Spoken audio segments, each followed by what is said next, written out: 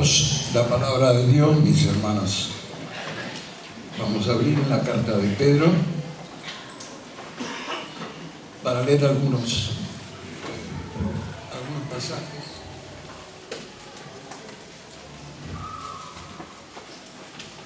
La primera carta de Pedro,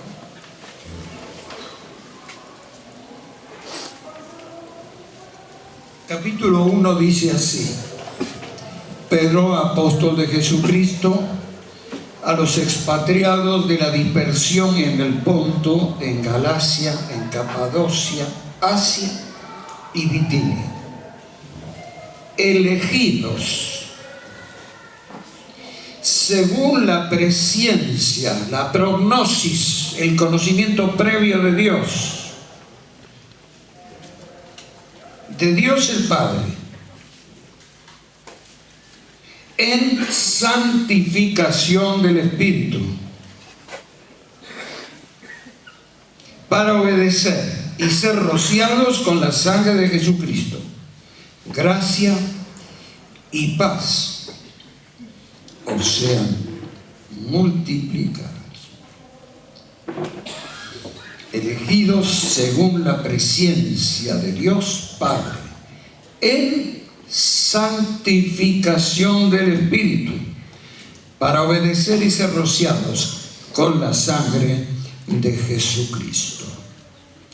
Vamos ahora a la primera carta de Corintios. Primera carta de Corintios, capítulo 1. Texto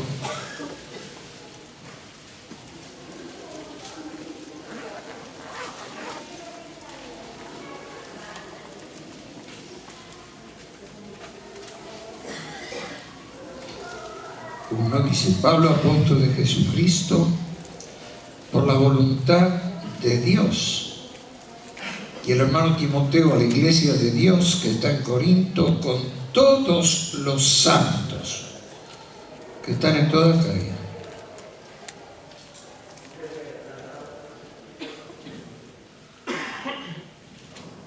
Gracia y paz a vosotros, de Dios nuestro Padre y de el Señor Jesucristo. Bendito sea. Perdón, disculpen, estaba leyendo el capítulo 1 de la segunda carta. Disculpen. Damos vuelta a unas hojas y volvemos a la primera carta de Corinto. Texto 1. Pablo, llamado a ser apóstol de Jesucristo por la voluntad de Dios, y el hermano Sóstenes, a la iglesia de Dios que está en Corinto, a los santificados en Cristo Jesús, llamados a ser santos, con todos los que en cualquier lugar invocan el nombre de nuestro Señor Jesucristo, Señor de ellos y nuestro. Texto 30.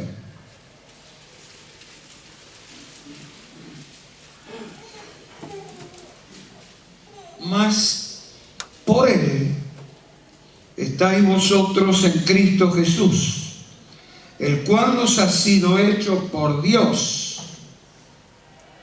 sabiduría, justificación, santificación y redención. Capítulo 6, texto 11. Vamos a leer el 9 primero. ¿No sabéis que los injustos no heredarán el reino de Dios? No erréis, ni los fornicarios, ni los idólatras, ni los adúlteros, ni los afeminados, ni los que se echan con varones, ni los ladrones, ni los avaros, ni los borrachos, ni los maldicientes, ni los estafadores heredarán el reino de Dios. Y esto erais algunos. Mas ya habéis sido lavados, ya habéis sido santificados, ya habéis sido justificados en el nombre del Señor Jesús y por el Espíritu de nuestro Dios. Ya habéis sido lavados,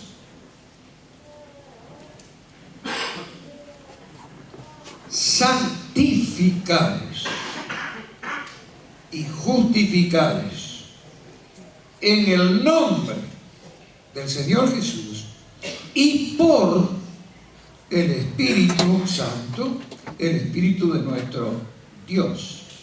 La primera carta a Tesalónica.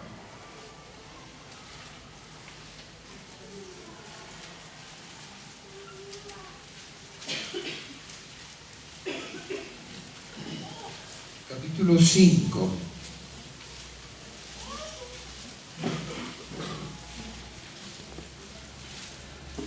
Texto 23. Y el mismo Dios de paz os santifique por completo, y todo vuestro ser, espíritu, alma y cuerpo sea guardado irreprensible para la venida de nuestro Señor Jesucristo. Fiel es el que os llama, el cual también lo hará. Segunda carta, capítulo 2, texto 13.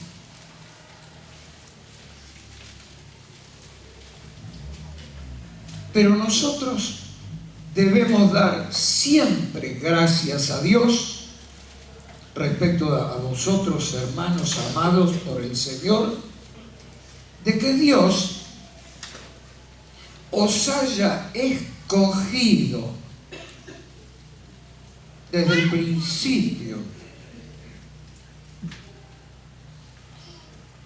en el principio que creó Dios los cielos y la tierra. Ese es el principio. Que Dios os haya escogido, elegido desde el principio para salvación, ¿mediante qué? Mediante la santificación, que es por el Espíritu Santo, y a través de la fe en la verdad, a lo cual lo llamó mediante nuestro Evangelio, para alcanzar la gloria de nuestro Señor Jesucristo. Carta de Judas,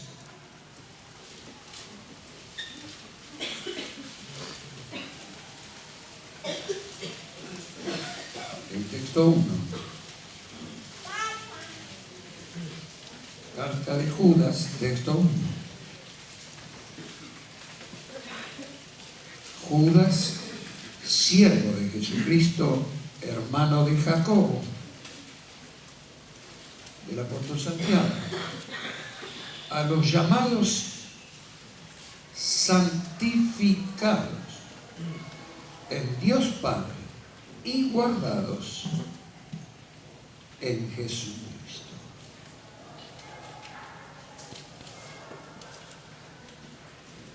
A los Hebreos, capítulo 2,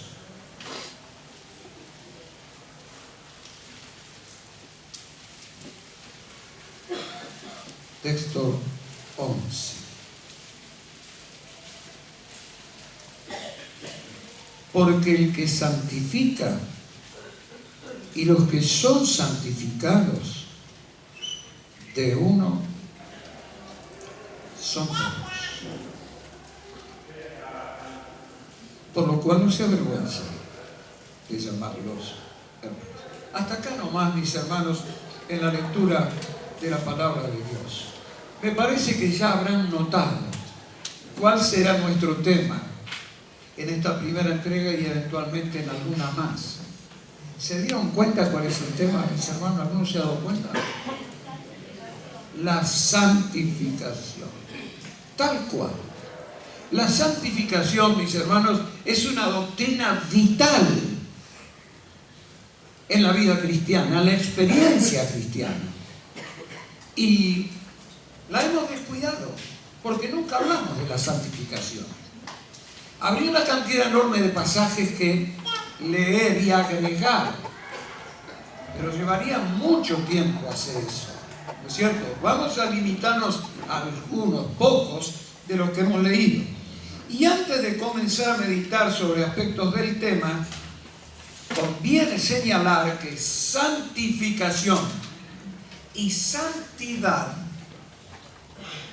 en el Nuevo Testamento y en el Antiguo Testamento, en el Nuevo Testamento en griego, ha sido el original escrito en griego, santificación y santidad son sinónimos. Para esto, para decirlo en castellano con dos palabras, se usa solamente una palabra en griego, la misma palabra, agiasmos, agia, santo. Y santificación y santidad son términos sinónimos, es decir, equivalen a lo mismo, ¿verdad? Quiere decir que esto nos ayuda a comprender la dimensión que tiene, porque hay muchas escrituras que tratan de este tema. Además, esto también lo afirma Vine, una de las herramientas maravillosas que tenemos en nuestras bibliotecas, ¿no es cierto? El diccionario exegético de palabras del Nuevo Testamento, de Vine. Yo digo, ¿qué hombres Dios levantó maravillosos, que han dedicado horas y años de su vida, y hoy nosotros echamos mano al libro? A mí me gusta mucho el libro, pero hoy todavía tenemos otra ventaja, ¿no es cierto? Cliqueamos frente al monitor para saber muchas palabras y versiones de la Biblia, etc. Gracias a Dios por estos hombres. Y esto también lo afirma Vine cuando habla de la santificación y de la santidad.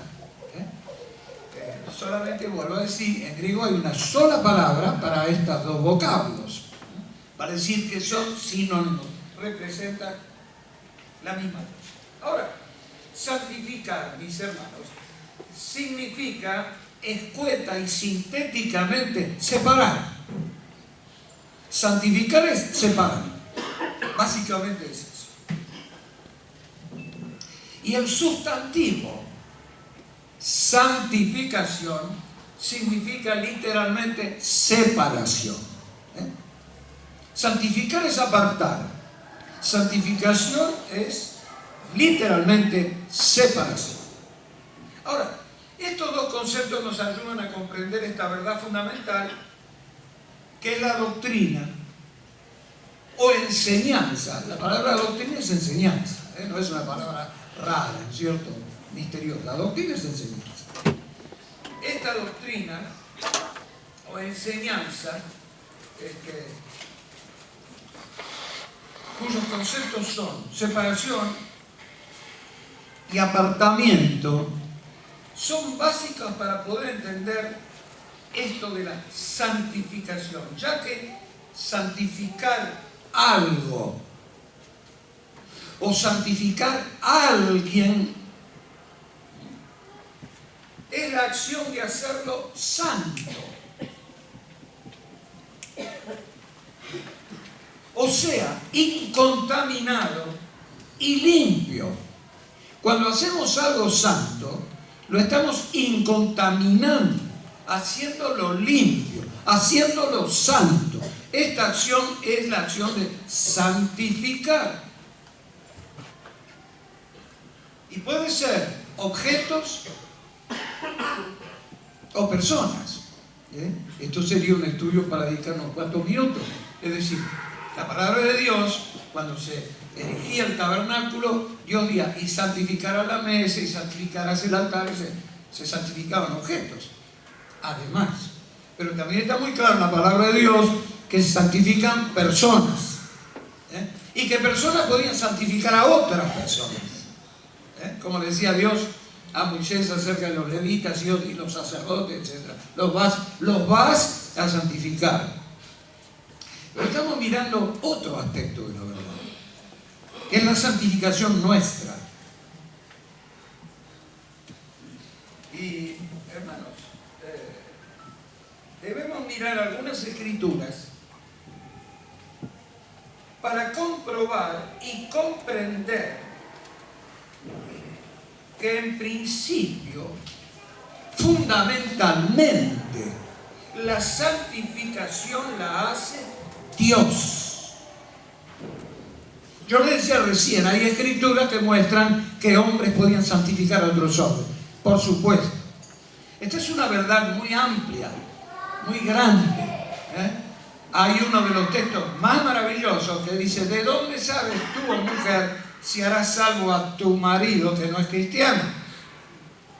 Dice Pablo, porque en la mujer creyente, ¿qué dice del marido? Es santificado.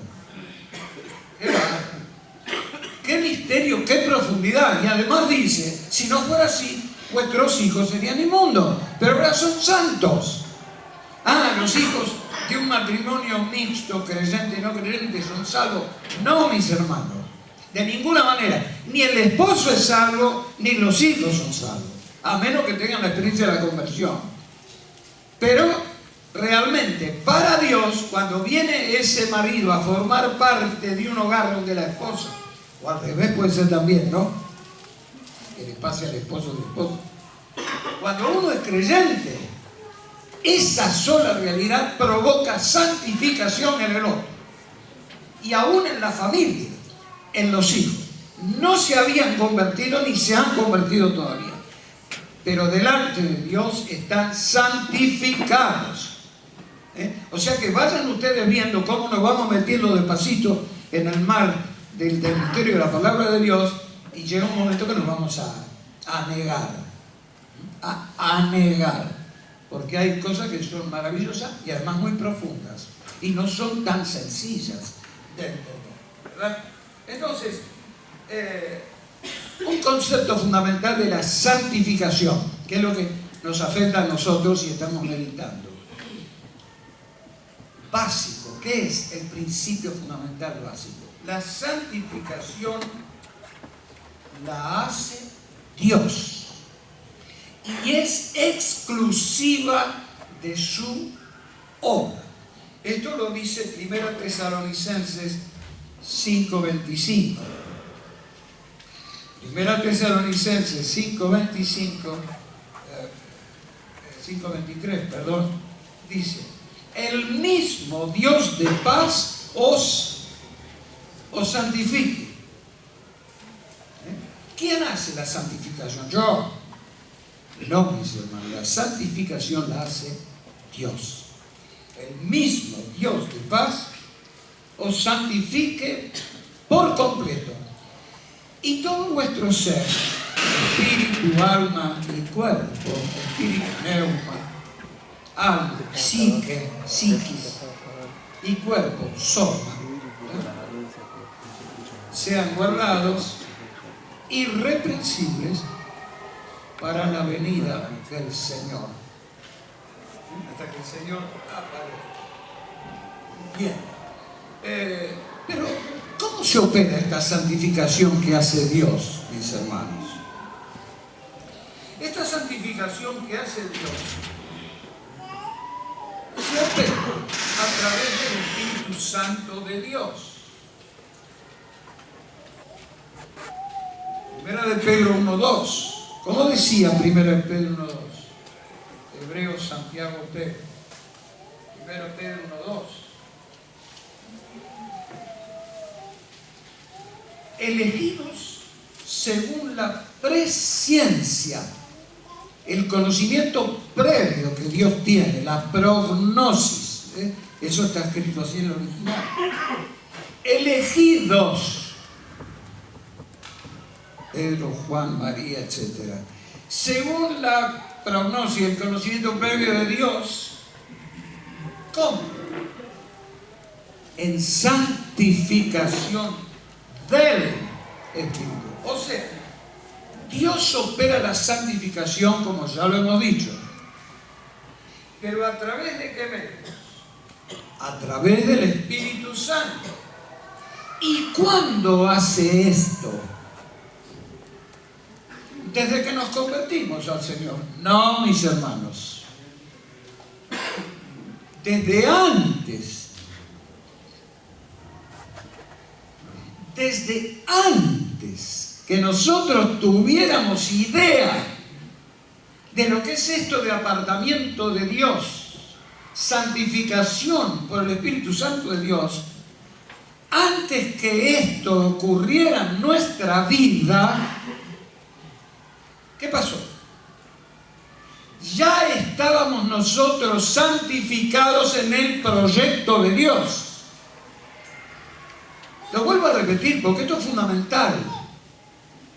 ¿Cómo se opera la santificación, mis hermanos, en nosotros? La hace Dios, el mismo Dios, que paso santifique por completo. Pero, ¿cómo se opera? Elegidos según el conocimiento previo de Dios, en santificación del Espíritu.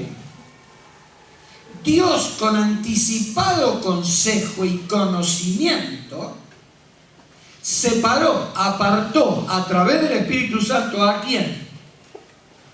A usted y a mí, querido hermano. Gloria a Dios. Pero ¿cuándo lo hizo? Antes de que usted y yo nos enteráramos. Mucho antes. Antes que ni yo ni usted hubiéramos nacido. Y antes de que usted ni yo nos enteráramos que el mundo existía. Nos ha santificado desde antes de la fundación del mundo. ¿Es fácil entenderlo? Terriblemente complicado. Pero hermano, por fe, gracias a Dios, por fe lo aceptamos. ¿No es cierto? Y esto es fundamental. Saber que Dios nos santificó. Recuerde esto, mi hermano, por favor. Es fundamental entender esta doctrina de la santificación, porque se ha operado antes de nuestra conversión, no a partir de nuestra conversión. Antes de nuestra conversión, ya Dios, en su conocimiento previo, utilizó el Espíritu Santo de Dios para apartarnos para Él. ¿No le sorprende, mi hermano? ¿No es maravilloso pensar esto? Que Dios nos haya separado antes de convertirnos nosotros.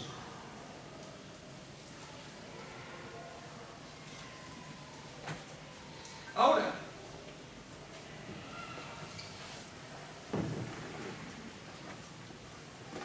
¿cómo lo hace el Espíritu Santo esto? Dice la palabra de Dios, lo dice en el Evangelio de Juan, el capítulo 16, texto 8, que el Espíritu Santo, como bien lo decía Guillermo hace un par de semanas, Él va a hacer tres cosas fundamentalmente. Él nos va a redarguir ¿de qué? De pecado, haciéndonos ver nuestra condición perdida. ¿Qué más? De justicia y de juicio. El Espíritu Santo hace eso. Él nos redarguye íntimamente de pecado, de justicia y de juicio. Cuando se opera este milagro en nuestra vida, nosotros por supuesto no nos damos cuenta, ¿qué ocurre? Reconocemos nuestra condición miserable y perdida. De pecadores, transgresores de la ley de Dios, porque la ley de Jehová es perfecta.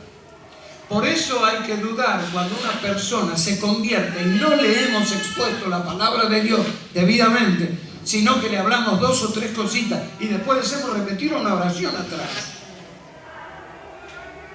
Que esto no es la predicación del Evangelio, ni mucho menos es la conversión. Y hermano querido, si nosotros predicamos un evangelio incompleto, donde la palabra de Dios, la ley de Dios, que es perfecta y convierte el alma y hace sabio al sencillo, no le ha sido arrimada al corazón, nos hemos engañado nosotros diciéndole que se ha convertido. Y le hemos engañado a la persona haciéndole creer que es salvo cuando realmente todavía no lo es. Fíjense ustedes, mis hermanos, qué delicada que es esta doctrina de la santificación. Cuánto mal hemos hecho muchos predicadores al torcer la palabra de Dios, al predicar un evangelio que no tiene nada que ver con la realidad de Dios, que es parecido, pero que no es el evangelio, es otro evangelio.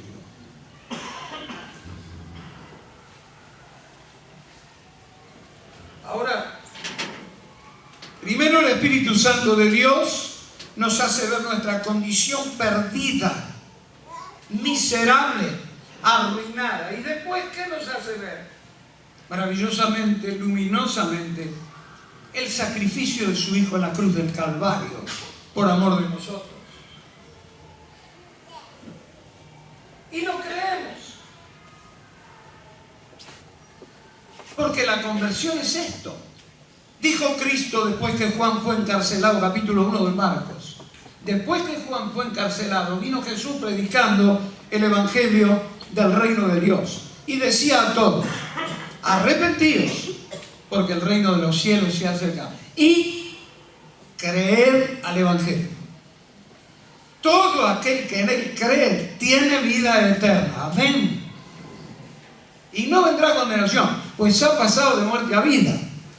El que en él cree no es condenado, pero el que no cree ya ha sido condenado. Ah, ¿vio qué hermosa fe que tengo? No, mis hermanos, de ninguna manera, porque la fe, bendito sea Dios, no es algo ni suyo ni mío. Por gracia sois salvos, por medio de la fe. Y esto ni siquiera de vosotros, pues es un don de Dios, no por obra, para que nadie se gloríe. O sea,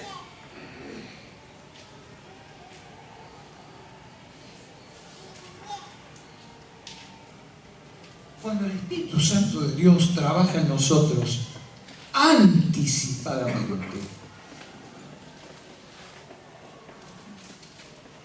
santificándonos para Dios, porque en el grande y profundo misterio de Dios esto está determinado desde antes de la fundación del mundo, y mucho más seguro desde que antes usted y yo naciéramos.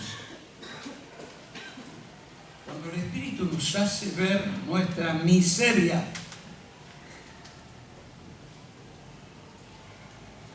perdida, completamente perdida, y nos hace ver la gracia de Dios operó en ese momento, antes que yo tomara la decisión de la aceptación de mi condición pecadora y de la obra vicaria de Cristo. Antes de que yo me diera cuenta de mi pecado y antes de que yo comprendiera la obra de Cristo, ya el Espíritu Santo de Dios me hizo nacer de nuevo. Gloria a su nombre. Toda la vida yo he pensado que uno tiene que analizar a Cristo y tiene que arrepentirse y tiene que creer, y entonces se opera el nuevo nacimiento. No, señor. Ustedes fíjense, mis hermanos, han pasado años en las iglesias evangélicas y esta verdad está ignorada al día de hoy. Pero nosotros tenemos la Escritura, ¿o no la tenemos? Claro que la tenemos. ¿Y qué le dijo el Señor a Nicodemo? El que no nace de nuevo, ¿qué le pasa? No puede, primero, no puede ver el reino de Dios. No es que nace nace de nuevo para ver el reino de Dios. El que no nace de nuevo no puede ver el reino de Dios. Y dos textos más abajo que dice, el que no nace de nuevo no puede ¿qué? Entrar. Hermano, hay que nacer de nuevo primero para poder ver y para poder entrar en el reino de Dios. Qué bárbaro, ¿no? Qué misterio. Claro, porque somos escogidos en Dios, en santificación, en apartamiento del Espíritu Santo de Dios. Y somos llamados a la gracia de Dios a través del Evangelio. ¿Y cómo creeremos, mis hermanos, si nadie nos predica? ¿O no lo dice la palabra de Dios? ¿De dónde viene la fe, mis hermanos? Viene por el oír. Y el oír por la palabra de Dios. ¿Y cómo se van a convertir las personas si nadie les predica?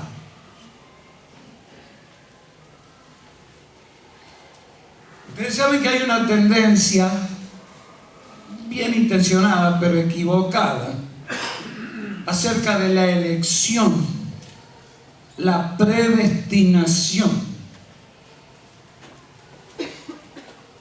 Y una vez le decía a un estudiante de un seminario teológico de esta corriente, le decía a un pastor, dice, mire pastor, estoy preocupado porque si yo le predico a una persona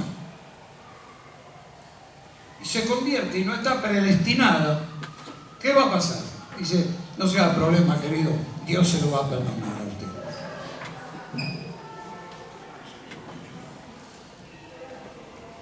Las personas están predestinadas para la eternidad con Dios. Hermano, esto es una doctrina básica. No lo vamos a desarrollar esta mañana, pero eso es básico.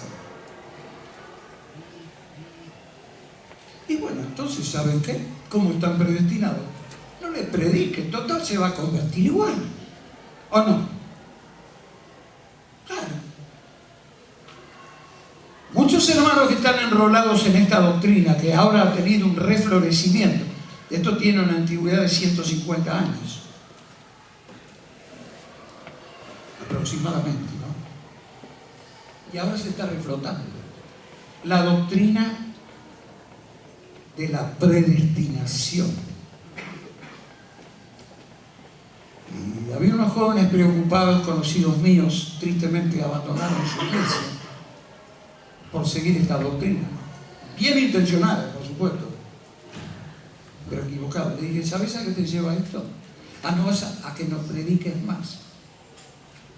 Total, si están predestinados, Dios se va a encargar de traerlo de una u otra manera. Esto es cierto, pero mis hermanos, ¿cuál es la voluntad de Dios? Y nos mandó que en su nombre, ¿qué?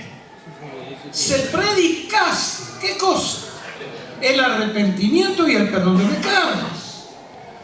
Nosotros sabemos que Dios tiene los elegidos en el previo conocimiento antes de la fundación del mundo. Pero pequeño detalle, ni usted ni yo sabemos quiénes son. ¿Y qué tenemos que hacer, mis hermanos? Predicarle la palabra de Dios. Y con poder. Pero la palabra de Dios, no conceptos. Yo he escuchado a lo largo de mi vida y he caído en el mismo pecado de predicar algo parecido al Evangelio. Un Evangelio sin arrepentimiento. Un Evangelio en el que parece que Dios está, como dice un predicador conocido mío, con el sombrero en la mano, parado en la puerta de la oficina del inconverso, que está en un sillón amplio, esperando, si se le ocurre, darle entrada a Jesucristo. Por favor. Arrepentidos. Querido amigo, si usted está entre nosotros y usted no se ha arrepentido de su pecado, está perdido. Y no se juega con la eternidad. Quiero ir avanzando para terminar.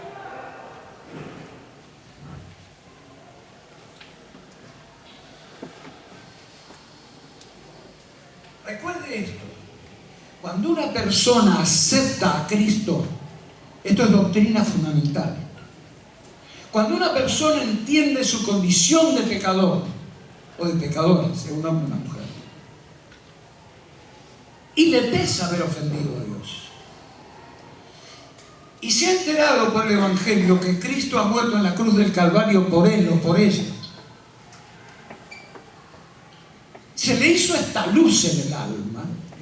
¿Sabe por qué se le hizo esta luz? Se lo vuelvo a repetir. Porque ya el Espíritu Santo de Dios lo convirtió. No es que se convierte para entenderlo. Lo entiende porque se convirtió.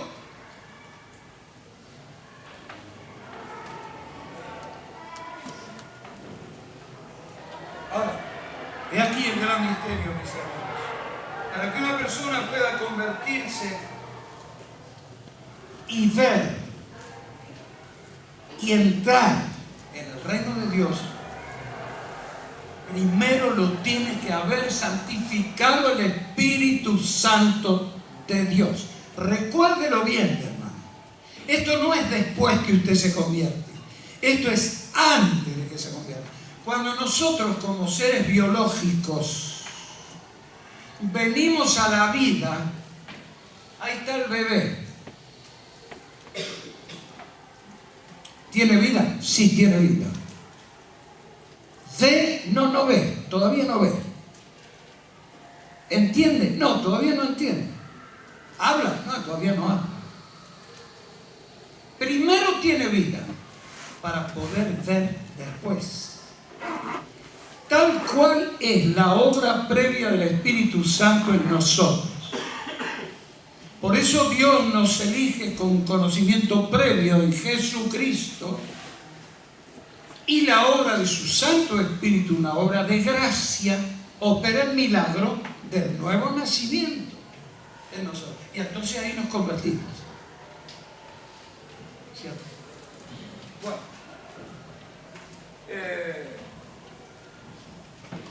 Pablo muy bien lo define, gracias a Dios por la palabra.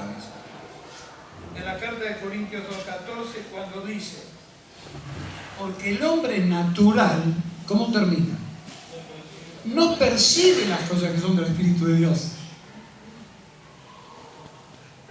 ¿Se da cuenta?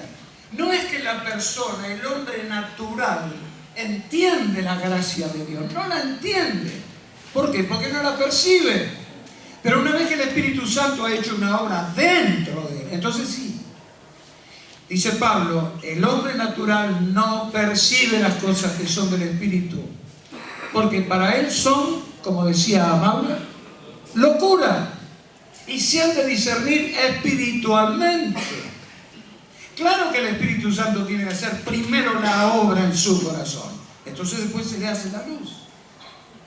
Por eso es coherente con el Evangelio de Juan, cuando se lo decía Nicodemo, si no naces de nuevo, primero no puedes ni ver, y segundo no podés ni entrar en el reino. Tenés que nacer de nuevo para ver, y tenés que nacer de nuevo para entrar. Y cuando naciste de nuevo, entonces ves y entonces entras al reino de Dios. Vale decir que para que el hombre natural cambie su estado de ignorancia mental y de locura respecto al Evangelio, tiene que nacer de nuevo y obtener la nueva naturaleza del hombre espiritual. Eso, como ya dije, ocurre a través de la predicación del Evangelio. Bien, ustedes se dan cuenta, mis hermanos, lo que pasa con el tiempo, ¿no? Ya está, ya tenemos que terminar. ¿Puede ser que estemos nosotros condenados a vivir apurados? Es una barbaridad, ¿no? Estamos escudriñando la palabra de Dios, para lo cual hay todo un trabajo previo. Y ahora ya está, ya el tiempo ya nos pegó por acá, nos apaleó. Yo tenía en mi corazón el comentar con ustedes el pasaje de Ezequiel 37. ¿Se acuerda alguno de qué trata?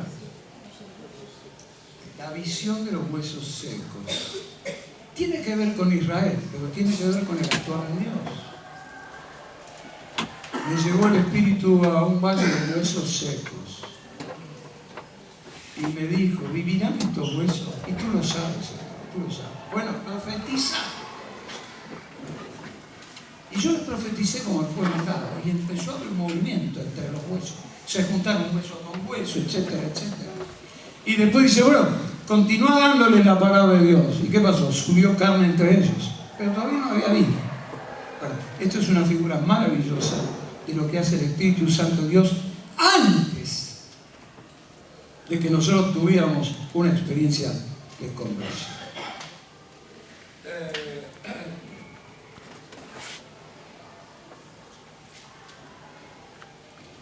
Ahora bien, con esta modestísima exposición, mis hermanos, esto que yo les hablo esta mañana no deja de ser un garabato para un niño de jardín, espiritualmente hablando.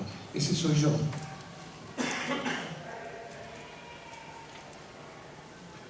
Porque este tema es un tema muy profundo, muy hermoso, muy delicado.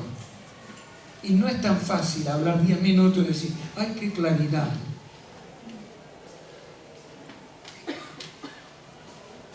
Por eso digo que con esta modestísima exposición y en apretada síntesis hemos tratado de exponer estos aspectos básicos acerca de la base bíblica de la santificación. En esta primera parte podemos denominar, como algunos escritores cristianos, la santificación absoluta o posicional. Delante de Dios estamos santificados definitivamente por una vez y para siempre. ¿Por qué? Porque hemos creído en Cristo y dice la Escritura a los Hebreos que el Señor Jesús, con la muerte de su cruz, con una sola ofrenda que hizo, perfecto. ¿A quién? A los santificados, para que sean conformes, para que sean hechos conformes a la imagen de su Hijo. Así que esta es la santificación posicional. Muy rápido y muy brutalmente hemos tratado de compartir, hermanos, esta verdad maravillosa de la santificación posicional. Es maravilloso en cuanto al propósito eterno de Dios se refiere. Y en ella, en esta experiencia extraordinaria, no interviene la voluntad humana. Grábeselo bien, grábemelo bien. Sí, porque ahora entiendo y ahora me convierto. No, usted si entendió porque ya se convirtió, si no, no se convirtió nada. Y le digo más, hermanos. ¿Usted cree que la decisión es suya? Naturalmente que es suya.